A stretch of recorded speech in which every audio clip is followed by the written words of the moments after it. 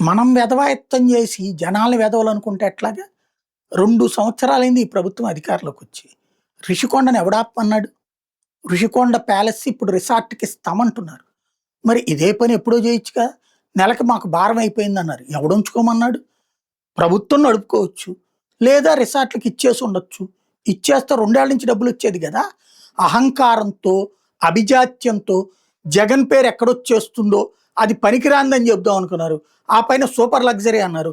తీరా చూస్తే 450,00,00,000 ఖర్చు పెట్టారన్నప్పటికీ అమరావతిలో ఒక్కొక్క బిల్డింగ్‌కి అవుతున్న 1,500,00,00,000 ఖర్చుతో లెక్కేసుకుంటే ఒక్క 450,00,00,000తోనే మొత్తం ప్రభుత్వమే నడపడానికి కావాల్సినటువంటి ఏర్పాటు చేశాడని తెలిసి దాని మీద విషం చెబుతానే వచ్చారు. విలాసవంతం అన్నారు, భారతీయ కోసం అన్నారు, అదన్నారు, ఇదన్నారు, జగన్ ప్యాలెస్ అన్నారు. ఇప్పుడు రిసార్ట్‌కి ఇస్తారు.